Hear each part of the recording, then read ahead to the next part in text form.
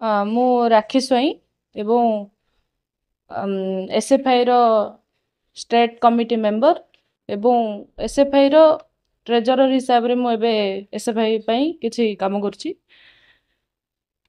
आजिका date रे आमे देखुचे जे गणतंत्र रे केमिति आक्रमण होची एवं छात्र समाज केते प्रभावित होची। छात्र समाज जदि राजनीति ପାଇଁ न आगेबे एवं जो सरकार हो गार्डियन हो गुरुजन समस्ते कहउछन्ति कि राजनीति करबा द्वारा पिला मानकर भविष्य अंधार हो जिवो सेथि प्रति आमे दृष्टि देबा दरकार जे छात्र राजनीति द्वारा को पिलांकर जीवन अंधार हो जाउची। सेथि पई गोटे ज्वलंत उदाहरण आज आमे देखिचे साथी सीताराम येचुरी मृत्यु वार्षिकी रे आमे तांको मृत्यु वार्षिक पालन करचु। से होचन्ति जने एते मेधावी छात्र थिले आपण माने तो कई जानी नथिबे तांको सहित जो माने मिसिचन्ति से माने हुए तो कहि परिबे आमे जत्ते कहिले ता अवर्णनीय ही रहइबो।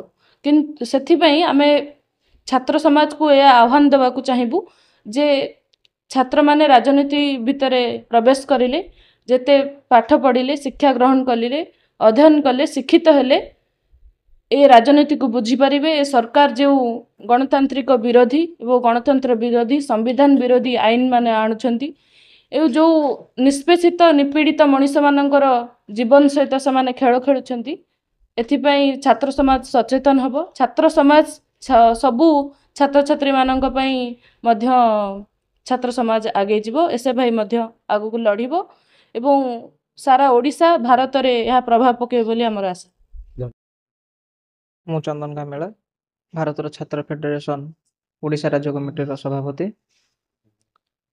वर्तमान सांप्रतिक परिस्थिति को जदि आमे लक्ष्य करिबा भारत वर्ष रे अगणतांत्रिक भाव में जो शासन गुड़िक चलाउछन्ति बा संविधान उपर जो आक्रमण होउछि दिन को दिन ता प्रति छात्र ऐक्य हवा उचित। छात्र छात्री मानकर एक एकता एकजुट हवा उचित कारण दिन को दिन पिला माननकु आपण जानिथिबे ओडिशा राज्य सरकार निजे ही मानिछन्ति तांको रिपोर्ट रे प्रदान करछन्ति 80% 100 रु 80% पिला माने कैंपस को ही आसुनांती।